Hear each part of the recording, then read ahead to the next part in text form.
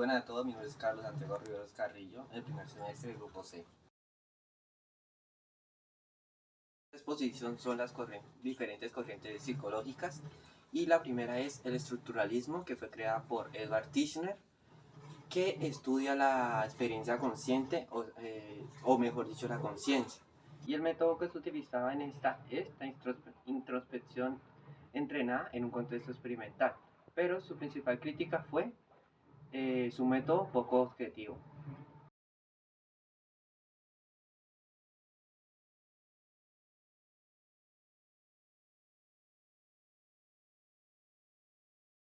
La siguiente corriente psicológica es el funcionalismo, donde el antecesor o primer autor que habla de esta es William James, que su definición de psicología es la ciencia de la vida mental, sus fenómenos y condiciones. En este método es necesario ciertos múltiples niveles de análisis y una metodología flexible donde funciona la introspección y el método experimental.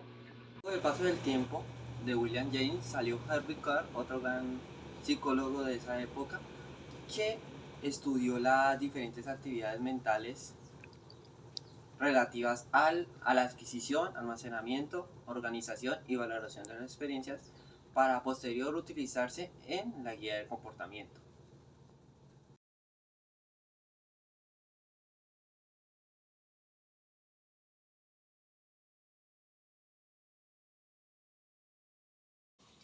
En la corriente psicológica del psicoanálisis, el principal y más famoso y primero fue la psicología,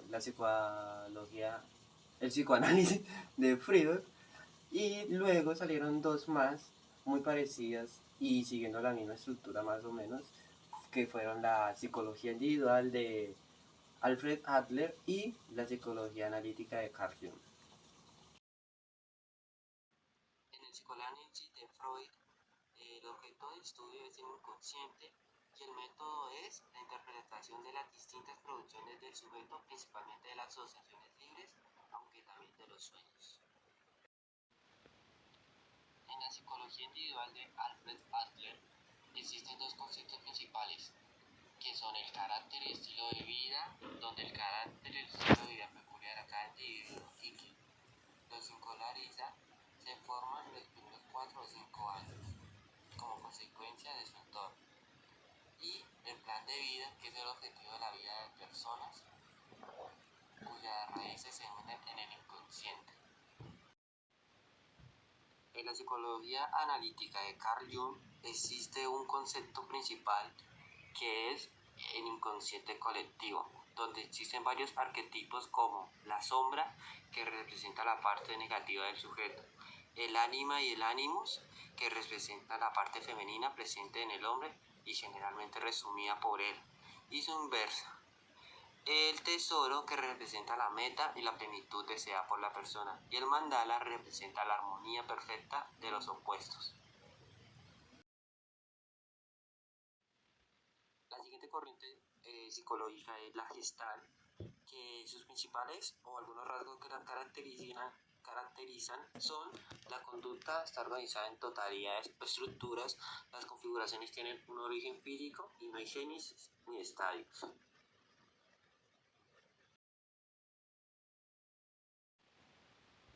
El primer conductismo. El objeto de estudio eran los hechos de conducta en función de elementos precedentes. El conductismo de Watson, su objeto de estudio eran los hechos de conducta en función de elementos precedentes. Y la método era el modelo de aprendizaje denominado reflejo condicionado, que permitía el estudio de la conducta a partir de las asociaciones entre estímulos y respuestas. Luego estaba el conductismo radical de Skinner, que el objeto de estudio era la conducta operante y con el propósito de identificar sus causas. Y por último, la corriente psicológica del humanismo. Y antes de hablar de ella, tenemos que entender qué es el término de humanismo, ideas filosóficas de que El hombre es el centro de interés. Y el objetivo de esta era predecir y controlar la conducta. Y el método utilizado era el análisis experimental de la conducta, descripción rigurosa y precisa de las relaciones entre variables ambientales y conductuales. Propuestas de la psicología humanista existencial. Se muestran 4 que son las de Ludwig Binswanger, Roger May, Abraham Maslow y Carl Rogers. Conceptos o ideas a resaltar de estas son la de Carl Rogers, que dice que la importancia de la actitud del terapeuta y del educador, al menos como conducta de necesaria. El concepto central en la psicología de Maslow es el de autorrealización, donde establece una jerarquía de necesidades en diferentes niveles, que de primeras están las necesidades fisiológicas, de segunda las necesidades de seguridad, de tercera las necesidades de pertenencia, de cuarta de estima y finalmente el quinto es la autorrealización que hace el hombre. Y para terminar, las críticas de la psicología humanista están la ausencia de validación empírica de sus propuestas, excesos en la reivindicación de la subjetividad y el rechazo del experimentalismo y la falta de definiciones. Bueno, y eso es todo por la exposición. Muchas gracias.